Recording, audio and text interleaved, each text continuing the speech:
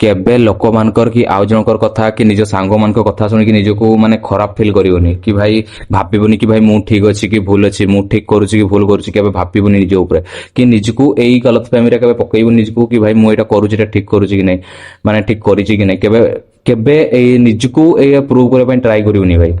କଣ ପାଇଁ ନା ଲୋକ ତୋର ହାର୍ଡ ୱାର୍କ, ଡିସିପ୍ଲିନ, ଡେଡିକେସନ କେବେ ତୋର ଦେଖିବେନି। ଲୋକ ଖାଲି ତ ଗୋଟେ ଦିନର ରେଜଲ୍ଟ ଦେଖି ତୋତେ ଜଜ୍ କରିବେ। ଭାଇ ତୁ ଯଦି ଗୋଟେ କମ୍ପିଟେଟିଭ ପାଇଁ ପ୍ରିପେୟାର ହଉଛୁ, ଗୋଟେ ଦିନ ରେଜଲ୍ଟ ଯଦି ଖରାପ ହେଲା, ଲୋକ ତୋତେ କହିବେ କଣ କି ଭାଇ ଇଏ ପଢୁନଥିଲା। କିନ୍ତୁ ତୁ ଜାଣିଛୁ ଭାଇ ତୁ କେତେ ହାର୍ଡ ୱାର୍କରେ ତୁ କରିଛୁ।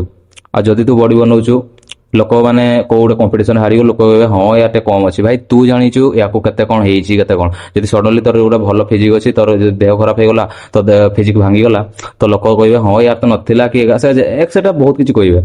ତ ଭାଇ ତୁ ଜାଣିଛୁ ସେଇ ଫିଜିକ୍ ଟା ତୁ କେତେ କଷ୍ଟରେ କରିଥିଲୁ, ଆଉ କେତେ ଡେଡିକେସନ, କେତେ ଡିସିପ୍ଲିନରେ ତୁ କରିଥିଲୁ। ତ ଆଉ ଜଣଙ୍କ କଥା ଶୁଣିକି କେବେ ନିଜକୁ ମାନେ ପ୍ରୁଭ କରିବା ପାଇଁ ଟ୍ରାଏ କରିବୁନି। କଣ ପାଇଁ ନା ତୁ ଜାଣିଛୁ ତୁ କଣ, ଆଉ ତୁ କଣ କରିଛୁ, ଆଉ କଣ କରିପାରିବୁ ଆଗକୁ, ହେଲା। ତ ଭାଇ ଦ୍ୟାଟ୍ସ ଇଟ୍।